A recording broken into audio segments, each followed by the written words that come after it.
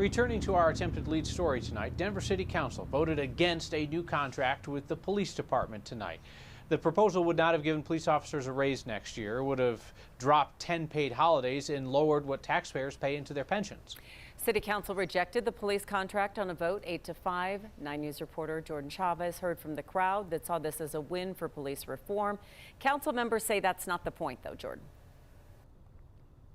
Now, you know, Kyle and Kim, the points that all council members made, regardless of how they voted, had a lot more to do with the current economic situation that Denver faces. So the city is trying to close a $227 million gap, and all city council members said they are just working with what they think makes the most sense budget-wise. In fact, that is how this whole conversation has really been framed. And even on tonight's agenda, there was a note that the proposal on the table would have resulted in nearly $5 million in city budget savings for next year. But the problem those 8 councilors who voted no seemed to have was more about what would happen in 2022 when that salary bump kicked in. And a few said it didn't seem fair to offer those raises when other city employees won't see the same after they've already faced furloughs. And then others just said it didn't seem wise when they're not even sure what the economy will look like at that point. I can't speak for everybody. I can speak for myself, and what I would say for myself is that the 1 year is more appropriate than 2 years. We can't envision what our economic situation will look like in 2 years, and so it's not responsible for us to make concessions for next year that we would ultimately be paying back in the following year without knowing how fast we'll recover.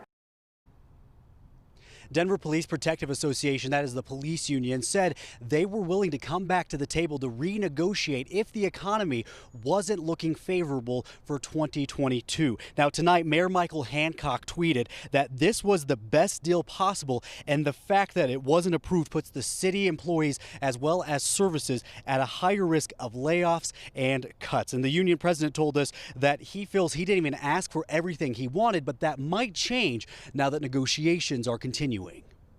We could have asked for hazard pay, and we did not. So we might ask for hazard pay during the arbitration, which could cost the city actually more money, because to be honest with you, Denver police officers have never stopped working.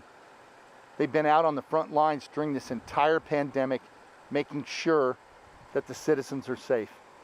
And this is how we got repaid.